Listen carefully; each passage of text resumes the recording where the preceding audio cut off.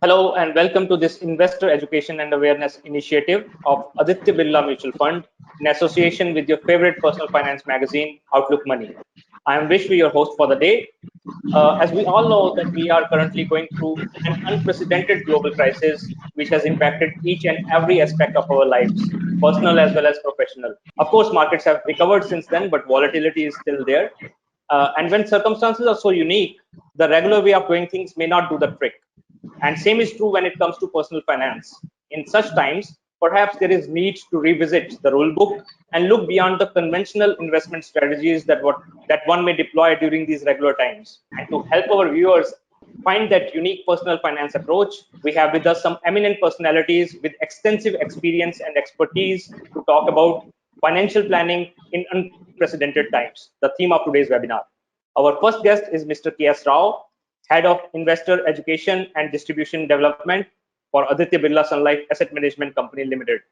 Mr. Rao, an alumnus of IIM Calcutta, has spent over 2 decades in the mutual fund industry, and in his current role, he leads his organization's efforts towards investor education and distribution development. We are also joined by Mr. Amit Trivedi, author, speaker, trainer, and blogger with over 26 years of professional experience in capital markets.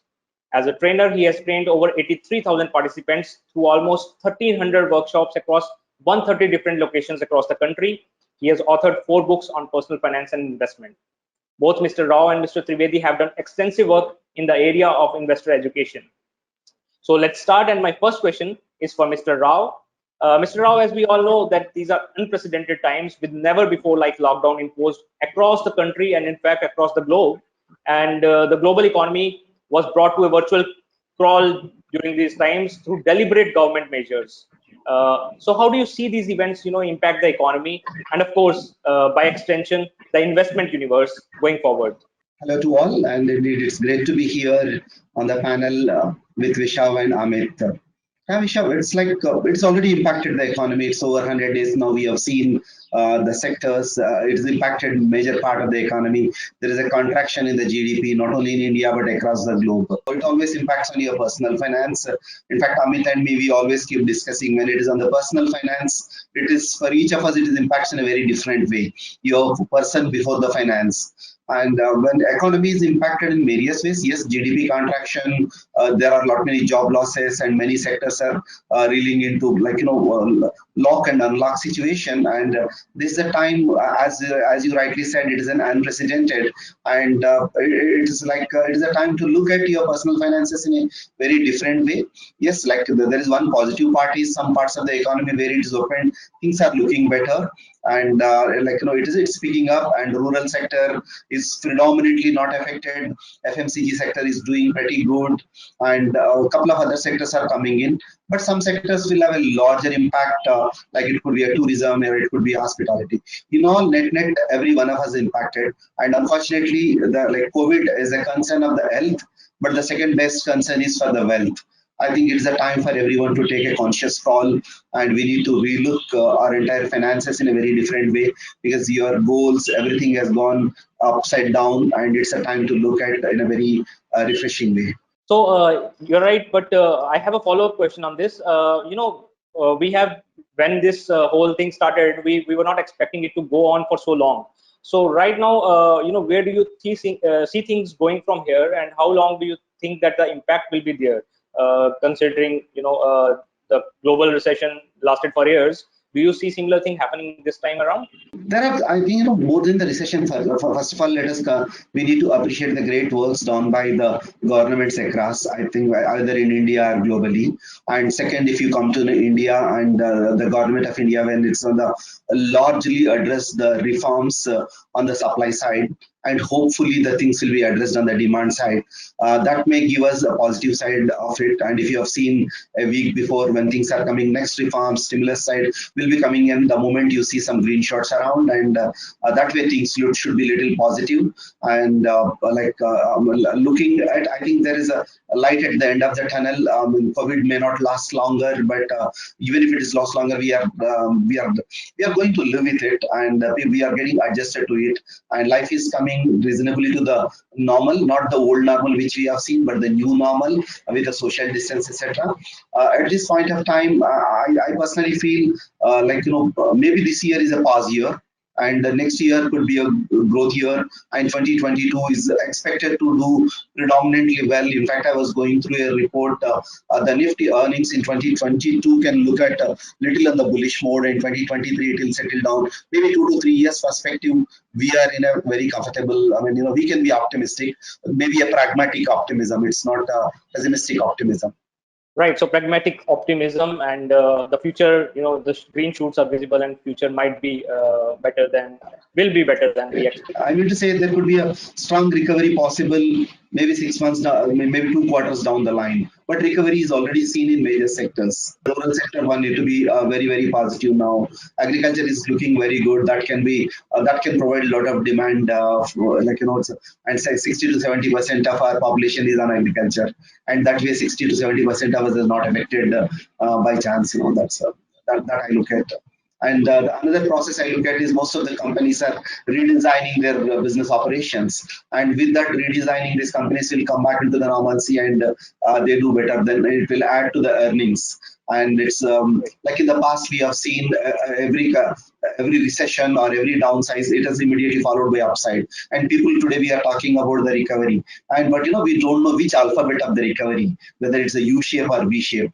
I think whichever the shape is, the recovery is the positive side in the current scenario. Right, that's reassuring. And since you talked about job losses and salary cuts that people have faced, my next question is for Mr. Trivedi on the very same issue. This was a period when several people saw steep salary cuts and even job losses. Those who are in business, they had to face severe liquidity problems, cash flow problems, turning their whole financial plans upside down, because most of the financial plans are dependent on regular investment going into them. But these times led to disruption in that. Thanks, Rishabh, for this brilliant question. It's very pertinent in this times. Now I would actually want to divide the whole universe into 4 different categories. The first one, who's lost the job or whose business is stopped. Second, where there's a drop in income.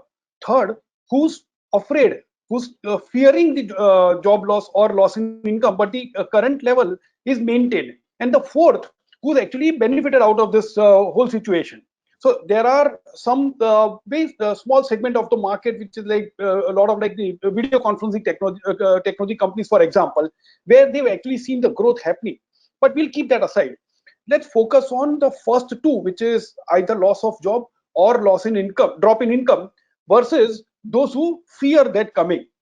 Now, if you fear that coming, you seriously need to reassess the whole situation and separate the reality from your fears. If there is potential to lose job, then you need to take a fresh guard and play the game in a different manner. But if you lost the job or the income is dropped, then it's a different situation altogether. I would look at it as a parallel to a cricket test match, when on day one it's a batting beauty and you are scoring very comfortably. That was probably 2018 and 19. Today in 2020 we have reached the 4th or 5th day and the wicket is turning. So today survival becomes more important for a lot of people. So I would say look at your finances and put them into a proper order and do an assessment of each of these elements. So there are 4 things that I would suggest. The first and foremost is look at your current liquidity situation, which is more about your immediate and short-term expenses. Have you provided for that? Are there any loan EMIs that you need to pay? A lot of people have looked at moratorium, but eventually someday you'll have to pay that. So have you provided for that, or is there enough provision? That's number one. The second is risk management, which is about insurance.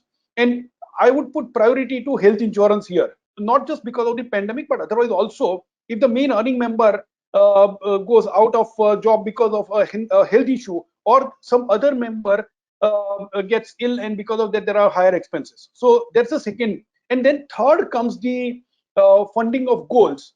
Now, within the funding of goals, if the goals are near term and you don't have enough money accumulated, or there is a drop in value because of the market downturn, in that case, loan becomes an option. Otherwise, you'll have to delay the goal. But if the goal is far in future, then probably you need not do much this too shall pass. So as the time passes and you come back to normal, you may over a period of time recalibrate those goals.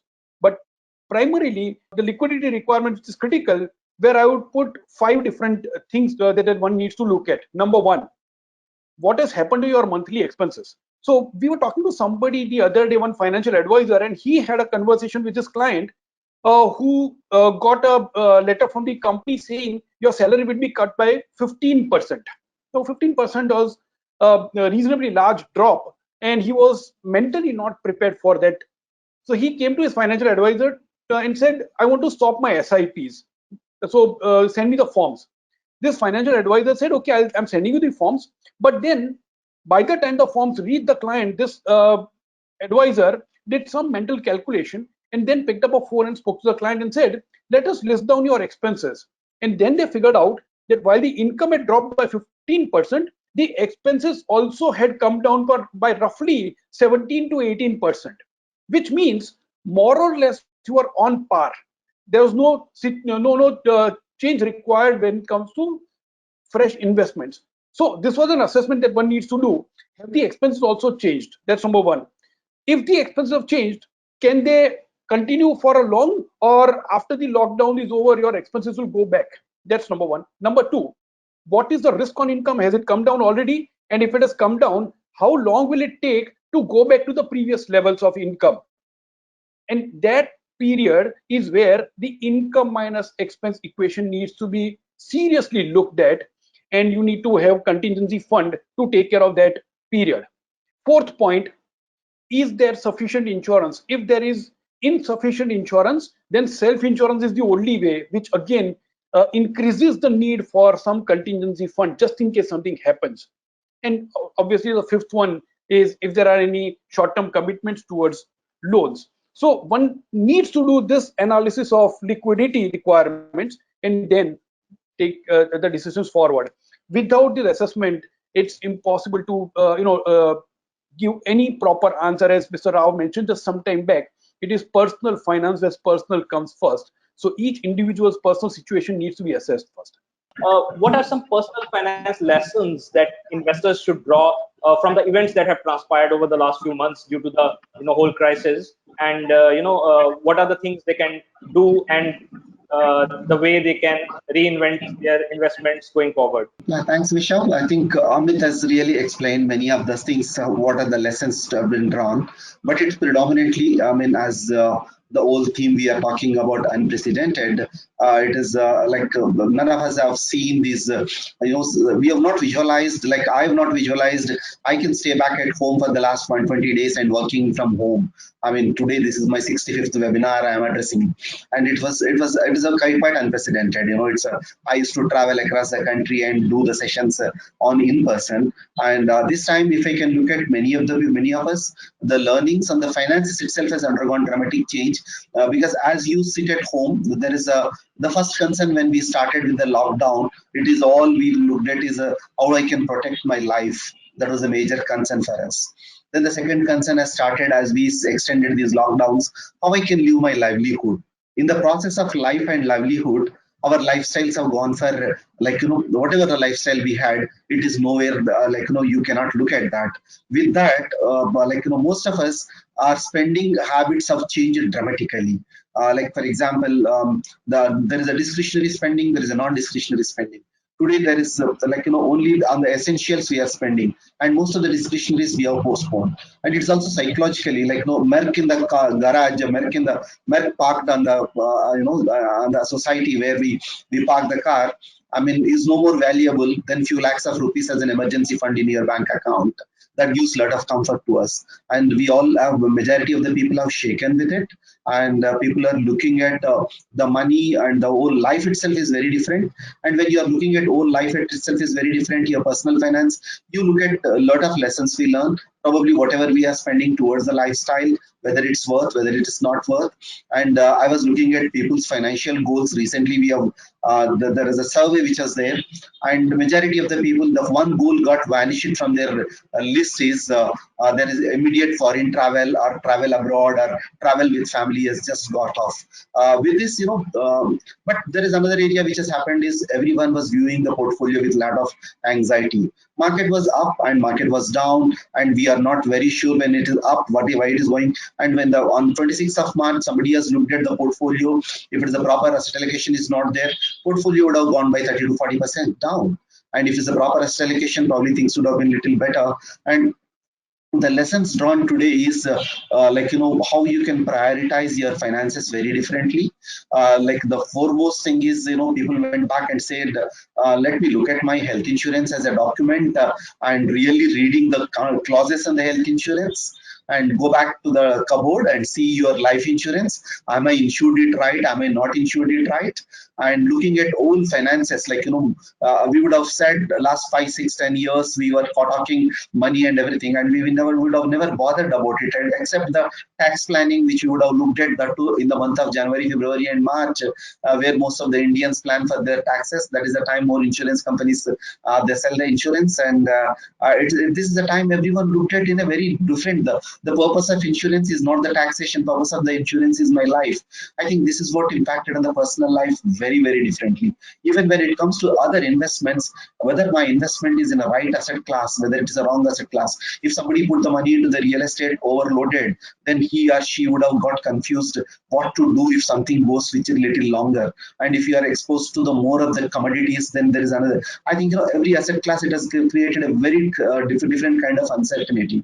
With this uncertainty, the biggest lessons drawn is people look at the finance goal is not one person's, but it is a family goal. Because if it is the finances impacted you, it has impacted the entire family. If both of us are working, even it has impacted the children, then its whole education system is undergoing change.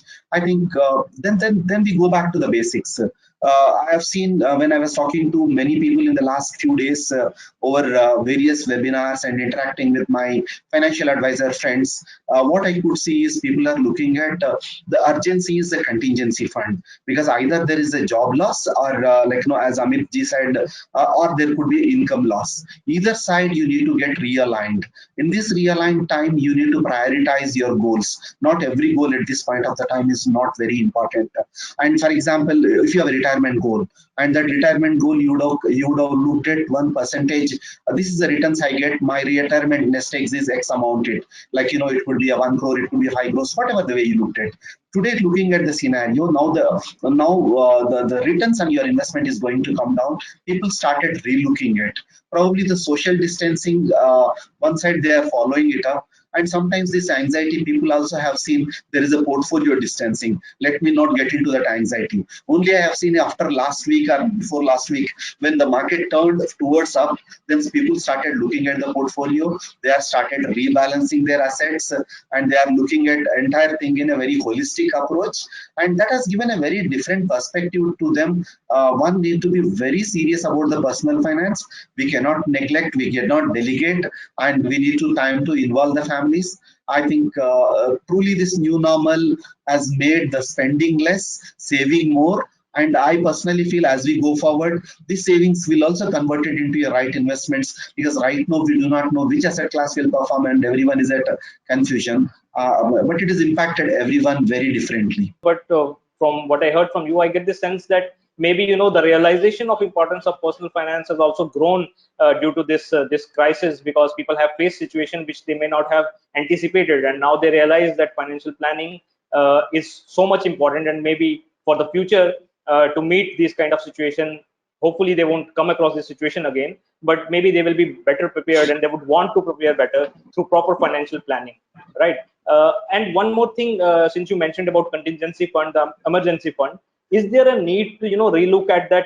We always say that 3 months salary should be enough to cover for any kind of emergency, or maximum 6 months. But now we are already in the 5th month of the crisis, and it is not expected to the situation is not expected to recover anytime soon. So is there a need to revisit that 3 month to 6 month rule in this new reality? or does that still work in this new scenario? Yeah, I think we have everything we need to revisit. Definitely, like I will not looking at 3 to 6 months as a salary you need to keep in a contingency fund. Maybe a 6 months of your expenses, which includes your insurance premiums and your investment installments.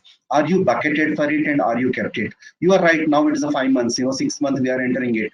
There are two ways of looking at. Now the personal finance pundits always toss. You keep 6 months plus another 6 months too. But earlier we used to tell when the returns on SIP was lesser, long term is 3 years to 5 years to the it's now 10 years long term, right? And it's definitely this is there is something has been written earlier, something has been spoken earlier with a condition which is prevailing that time. Current situation is prevailing very differently, and I need to look things in a very different perspective. Yeah, I need to put my 6 months contingency, and also I can ensure there is always keep some liquid assets. It need not be a contingency, but in the need of the hour, can I take that money available, where I can redeem and keep it? That's where the financial assets play a very vital role. I can tell you one great thing about the mutual funds in the last 3 months or 4 months. This is one asset class. Whenever you need, there was a never liquidity got stopped. I want to redeem something, it has been given to you. Markets upside. Yeah, you may have incurred some portfolio losses, but if you need money, money was available to you.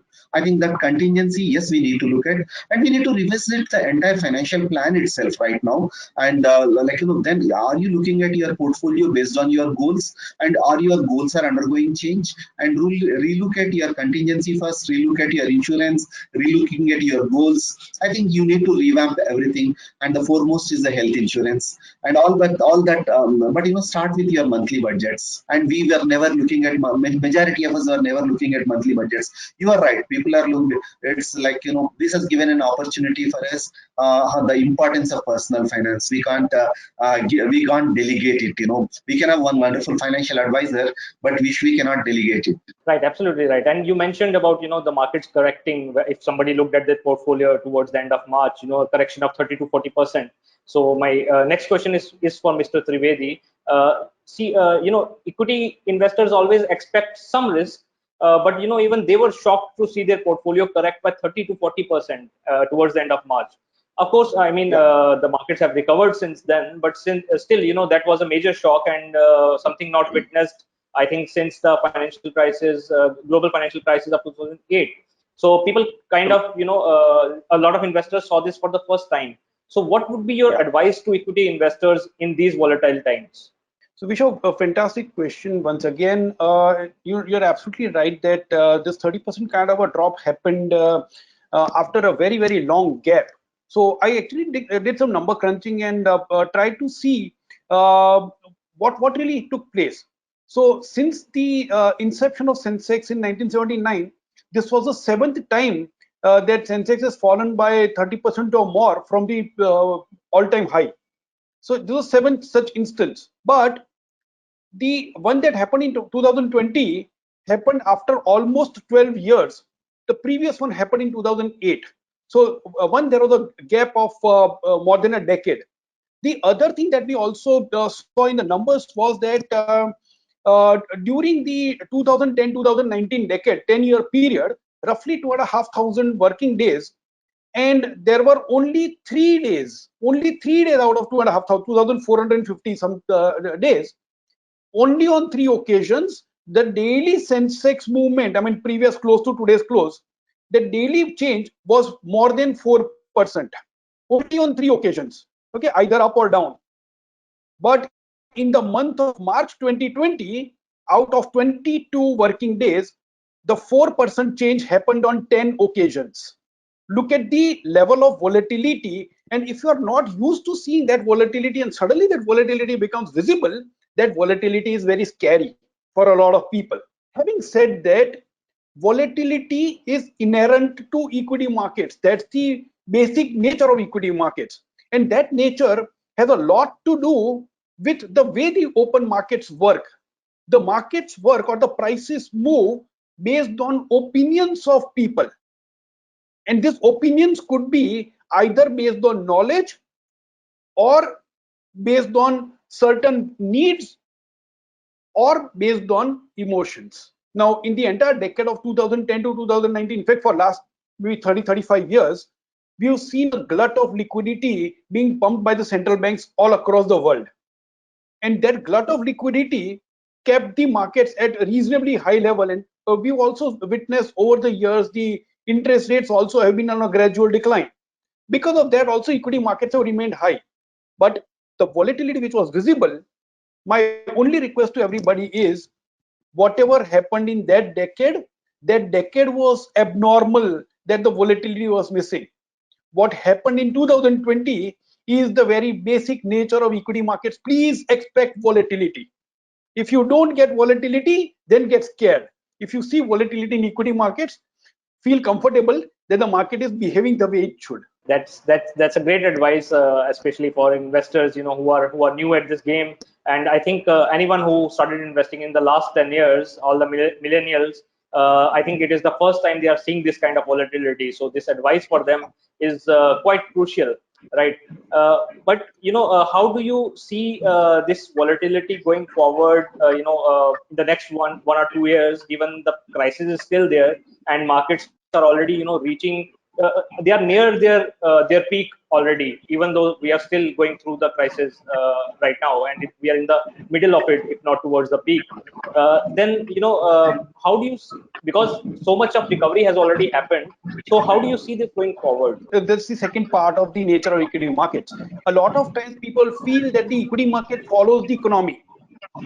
In reality, equity market is often the forward indicator of what is going to happen. So equity market moves before what happens in the economy. So that's number one. So it's actually a leading indicator.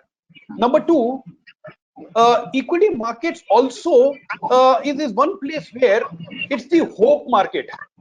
Meaning, if people are hopeful about better future, then the equity markets do well. Now, when are you hopeful? When you feel certain about what is likely to happen in future. Whenever there is certainty, the markets normally move up. Whenever there is huge amount of uncertainty, markets crash. So go back to March this year. The uncertainty surrounding coronavirus pandemic and how it will pan out, what is the mortality rate, there was huge amount of uncertainty then. Today, after roughly 4.5 months, we are reasonably comfortable because we've also seen the recovery case rising. Okay, so though the number of cases is going up, but the number of recoveries are also on the rise. More or less, we have accepted that if you wear a mask, maintain social distance, don't move out of house unnecessarily, then it's not that bad. So some amount of certainty has come in.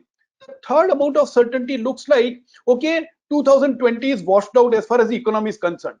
But after that, the economy is likely to revive.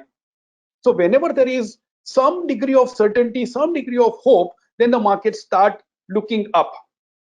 So it's difficult to say whether every piece of information is already priced in or there is something else which would reveal itself going forward. Having said all these things, I would still want to exercise caution at this juncture, simply because what can happen 2 years later, the chances are that equity markets may discount it in within 1 year or 6 months.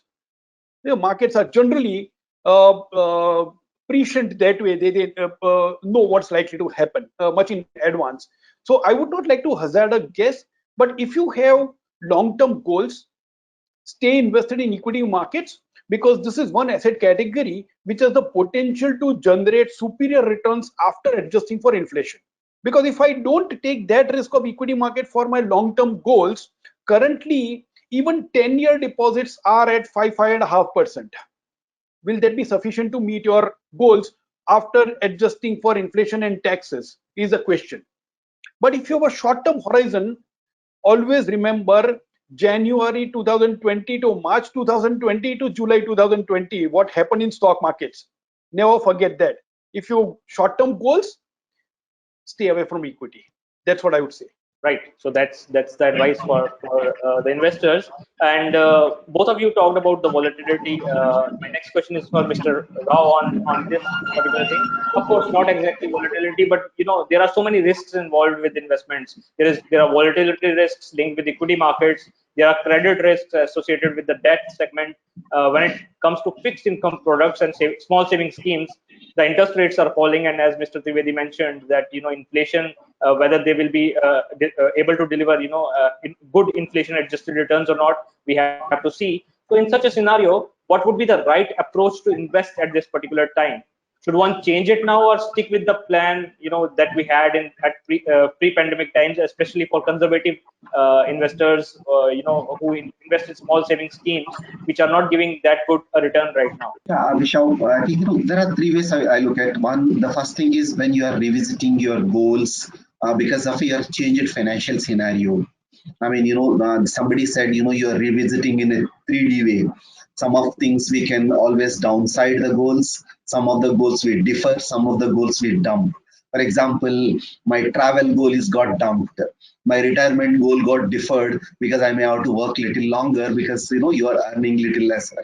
And some of things will downsize, like that's the first part of it, how you look at. But if your finances are comfortable, you continue with that. And second, how you need to look at your entire portfolio is construct a portfolio based on your goals, not based on the markets. And that's like, as Amit rightly said earlier, market nature is volatility, and volatility is one making you money. That's where, when you are investing through the systematic investment plans, you are getting units allotted with on the upside lesser units, on the downside more units. That's where the whole beauty of discipline and automating your savings.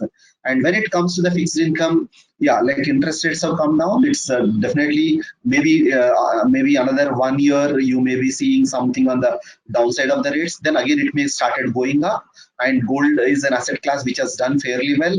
We are not very sure how it can. The best way is to create a construction of your portfolio based on your goals, and don't get into the recency bias and revisit very quickly. So second is have one good financial advisor along with you so that he can handhold you your emotions. I have seen during this pandemic time, if somebody is not very sure if I take my own decisions, I have already gone by the biases quickly, and I would have taken action. For example, if I am reading a article or a news item on 26th of March, and it would have predicted something down on 27th, 28th March, I would have gone dumped out my entire stocks, entire mutual funds, and I would have stopped my SIPs. And today there is a 40% loss to me because market has recovered by that time.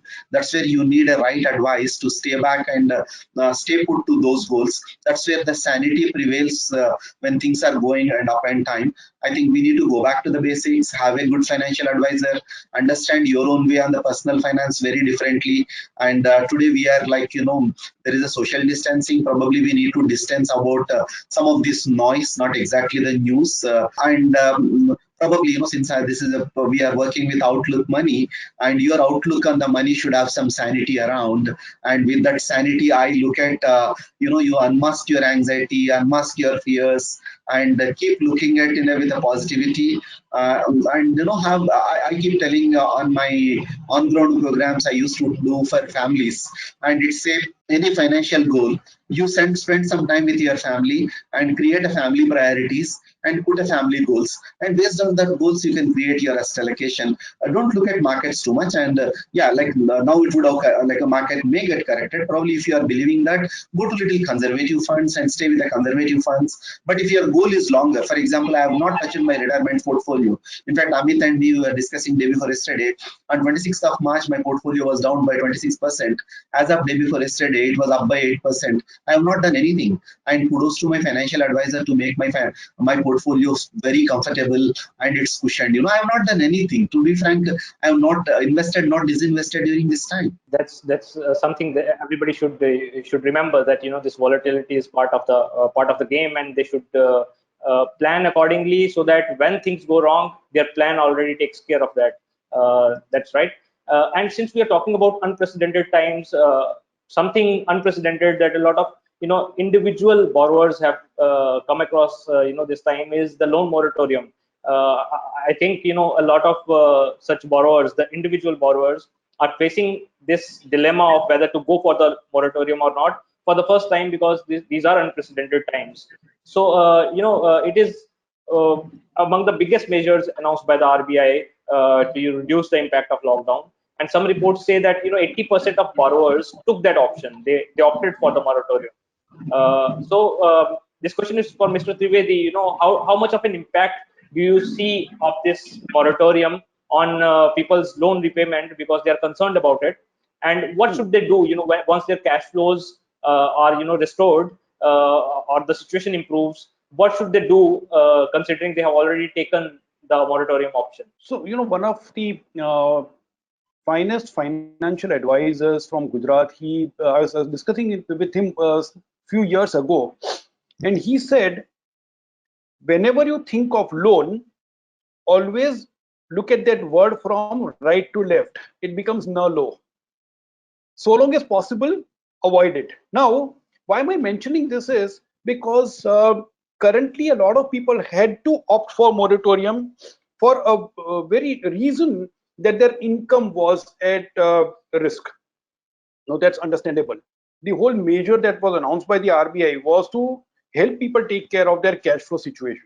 If there is a problem with the cash flow, then the moratorium can be used. However, if somebody is using that moratorium for wrong reasons, that could be very costly. And why am I saying costly? Because the interest continues. This is not a waiver of loan. This is not deferment of EMI. This is a deferment of EMI with interest on the entire outstanding balance. So to that extent, the cost of loan goes up, and that should not be forgotten at all. Number two, I also came across somebody where the person was asking, and this was early April, that because the markets are down, should I opt for loan moratorium and buy equity? No, that again was not a prudent decision. Borrowed money invested in risky asset is normally not a prudent idea unless you are 100% sure that there is an upside awaiting you. Now, at that point in time in April, that person had that person taken the decision, that turned out to be right. In how many cases can that turn out to be right is a big question, because majority of us are not experts at predicting the future of any of the markets.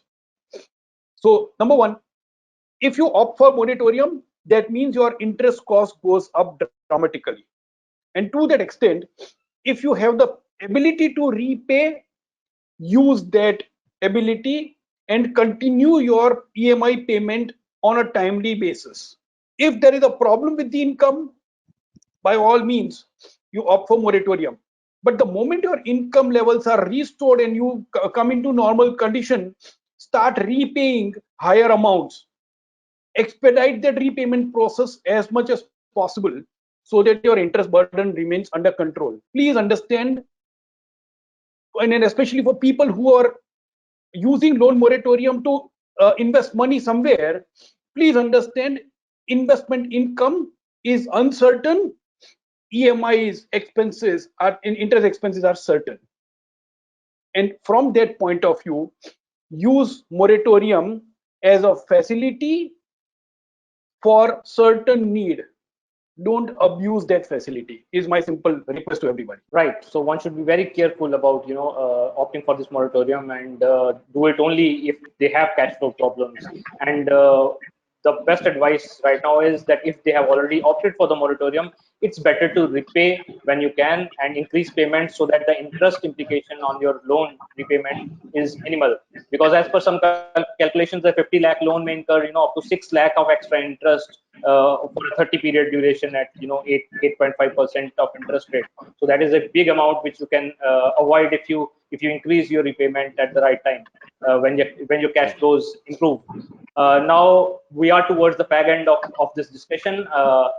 We have some audience questions also, but before that, I just want both of you to give some advice to our viewers and our readers about some common mistakes that one commits at these kind of times, and how they can avoid them, some do's and don'ts of sorts, which you can give to our investors to take away from this discussion.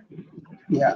Let's start with Mr. Rao, and then maybe Mr. Trivedi can also give his inputs. Thanks, Vishal. I think, yeah, it's like this is, since we said it's the lessons and the personal finance which we got, probably how we can take these lessons forward. The first thing is during uncertain times, people always believe in the safety. And I personally believe keep 3 to 6 months in the contingency fund, and your medical emergency, please take care of that. People talk about minimum financial requirement. This is a MFR kind of it. Sit and work. What is your MFR? All this put together 6 months or 12 months. Each of us are very different, and you need to keep it that. And second is ensure your health and life insurance as a priority. Check your health insurance and check your life insurance. Are you insured it right? And have you protected very adequately? That's the second one. Third one, check on next 3 years of your requirement, and if that surplus is there, go to the corporate bond funds or PSU banking fund kind of it, so that you are at a safety and you are making money. Don't get into the equity. And fourth one, all investments should be a goal based, and then you are goal based, then you are nothing to worry. And if you have a lot of surpluses, you create a satellite portfolio, create a core portfolio on the goal, satellite portfolio on your, you want to use the chances to make something better. But if it's a common investor, I personally feel fully goal based. And the fifth one I look at is asset allocation is the key. If you have a right asset allocation, for example, for me, today I have not lost any money because the right asset allocation. Asset allocation is the key. And the last one, I think this pandemic has created a lot of panic to every one of us. Even now, there's a panic.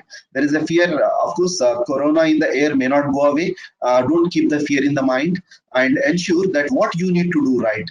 One, ensure have you written your will. And first estate planning, even a small money, please write a will, because nomination alone will not take care. Yeah. And I have seen the cases in the recent past, both nominees also died. Then in that scenario, what will happen?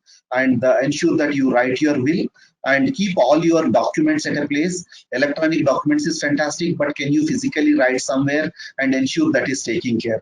And before I hand over to Amit, I can say the financial literacy is the very crucial one. And there is a journey of financial literacy to financial freedom. Learn those things, because our schools have been not taught to us. That's where I can look at. Over to Amit. Thanks, Rao sir, for this wonderful answer. I only have a few points to add, actually 3 points to add. Number one, these are unprecedented times. These are extreme times. But please remember that most of the life is lived between the extremes and not at the extremes. So while these are unprecedented extreme times, please do not operate out of fear. That's number one. Number two, you can't predict what will happen and when it will happen. At best, you can look at scenarios. This is possible, this can happen, that can happen, etc. But you still cannot predict what exactly will happen and when it will happen. So if you can't predict, you need to prepare. And this preparation is about two things. Number one, survival in the short term. And number two, getting benefit of the opportunities that the future has to offer. So survive in the short term and prepare for growth in the long term. Third thing, don't waste a crisis, or rather I would say never ever waste a crisis. These are times when many of us have realized that financial planning is so critical, taking help of an advisor is so critical. And one particular phrase which many had ignored, called contingency fund, today so many have realized how important that is. Rao sir mentioned about writing a will. Now, will writing is very critical, but over and above that, I would add that in a lot of places, lot of cases, people have taken certain financial products, but the family doesn't know. Take, for example, what kind of health insurance does one have? What kind of life insurance policy does one have? Does the family know about it? Now, this is where use this lockdown time, work from home or stay at home time to put your financial house in order. Write down about all your assets, liabilities, insurance policies, put it in a document and share that document with the family members. I mean, it's important for us to share the details, because many of these cases the insurance policies were taken exactly for the benefit of them. So in such a case, don't waste the crisis. So I'll just repeat the 3 points that I want to make. Number one, do not operate out of fear. Number two, prepare because you can't predict. And number three, don't waste a crisis. Thank you so much for your insights. And since we still have some time and we have some questions from the audience, maybe we should take a few of them. So, Mr. Sameer Tikku, a 32-year-old IT professional from Noida, he feels that he is late to join the investment bandwagon at the age of 32. So he wants to know, how he can make up for the lost time, especially when he's entering the investment scenario at this crisis kind of a moment. So any of you can answer this question? I think I really congratulate him. Probably never. As Warren Buffett said, start early and at the early age. But all of us would not have got the privilege to start. Even 32 is not a long age, and it's a age you have a lot to go. And good, you have decided to move on and to make things happen for you. And what you can do is stick to those basics. And while you are doing, don't accelerate on. You doesn't need to take too much of risk on things. And probably any investment journey for all of us, it will start that where you want to reach. What is your destination? The destination is what kind of goals you are looking at, and which are those goals are important. And allocate your investments according to the goals. Probably your what are your major goals, what are your priorities, and what is your budget and what is your cash flow. Depending on all that you can do. And second, if you are doing your risk profiling, what kind of risk you are taking it, and how is your financial position. But nevertheless, nothing to regret, nothing to repent. You are starting at 32. I think I wish you all the good luck, and you have enough opportunity to make up. And there is a brilliant opportunity, and stick to that. But wherever you are investing, understand why you are investing for it. Do understand where you are investing. I think that's the most important part. So Ms. Nema Butch, a self-employed individual from Pune, asks that how can I keep my portfolio pandemic proof? Yeah, actually relevant question, but my very simple answer, and probably she may not expect this kind of an answer, is you can't keep your portfolio pandemic proof. You have to take a decision what part of your portfolio you want to keep pandemic proof, and what part of your portfolio you want to make vulnerable to the pandemic kind of situation. Because number one, pandemic is unprecedented. This kind of an event has happened after a gap of 100 years. I don't know if anybody could ever predict this pandemic. I mean, as late as February 2020, nobody could have even thought that half of the world would be locked down. So it's impossible to even visualize or imagine this kind of situation. In that case, what you need to keep in mind is maintain your portfolio in such a manner that while some part of the portfolio would be vulnerable to the pandemic, your financial life is recession proof or pandemic proof. And how do you do that? Let's go back to the structure that we just discussed some time back. Look at your short-term liquidity requirement, number one. Look at your insurance requirement as number two. And then look at your goals. And then look at how do you fund your goals. Your near-term or short-term goals, don't keep money in the risky assets like equity. Medium to maybe a little long-term goals, and then you may start looking at the debt funds, corporate bond funds, or hybrid category of mutual funds. And long to very long-term goals, if that money is invested in equity markets, I think more or less you are home. Your financial life is less likely to be impacted by this kind of events. Having said that, periodically you still need to keep assessing your situation. And my simple final line request to you would be, the best investment that you can make in these times is invest in a good advisor. We can take a few more questions. The next question is from Mr. Anand Joshi from Panvel. He asks if it is right time to invest in index funds. So basically active versus passive investing, whether passive investing is a good idea right now. So the debate about index versus actively managed funds was started way back in early 1970s, and John Bogle created a whole empire called Vanguard Mutual Fund out of that debate, and he did a wonderful job, fantastic, revelation to the world. However, that debate from 1970 till now, so almost 50 years, the debate is still unsettled. Periodically, passive funds do well, periodically active funds do well, and there are enough number of examples on both the sides. My sense is it's more important to decide why are you investing and how are you investing, rather than which category of fund you are picking up. That which category of fund, whether it is active, index, whether X fund, Y fund, is a very later stage question. But why are you investing is number one, and then how are you investing. So that's where why is the financial goal and how is the financial planning process, and then only this question comes.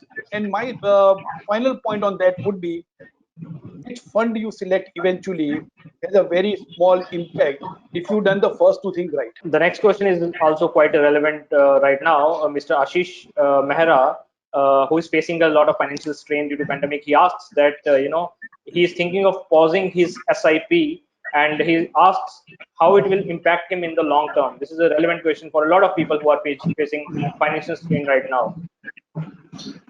There are two ways to look at, like whether this is you want to pass at this point, not to pass, depending on the situations, what you need to do it. For example, your current financial constraints, sometimes, we don't look at, suddenly we look at this the easiest way, I can pass this and I can pass. Similarly, earlier Amit said, even on the loan side, moratorium, since it is available, we are utilizing. This morning I was reading in a newspaper to the tune of 30,000 crores was withdrawn from the EPFO future requirements. To be frank, like I do not know your financial situation, but look at everything on a piece of paper, and whether the situation to pause will come or no. For example, last week it's an advisor which you are talking about, when he sat with his investor. When you look at we are always looking at my expenditure in January is different from my expenditure in July. My expenses have come down by 60% now. Means I don't need to pass. Like even my income has come down, still I can look at. And if your goals for the long, but if it is a last minute opportunity, if you doesn't have any option, if you have to pass for a few months, you can always pass. That option is available at a click of button. But just visualize and imagine what are the scenarios you can do it, because sometimes pausing is also not right, because you are allocating your regular investment flow will go, and it is depending on your situation you can take that call. But look at all finances in a holistic approach, and this could be a last option you can choose. Right. I think that's all the time that we have. Thank you so much for your time. I hope that our viewers will take a lot of insights from this discussion. Both of our guests have shared, their expertise, their experience, and shared some valuable insights. And we hope that everybody would benefit from this series of webinar. The first in this series was today, and we hope to come back to you. Thank you so much for your time, and see you next time. Thank you so much.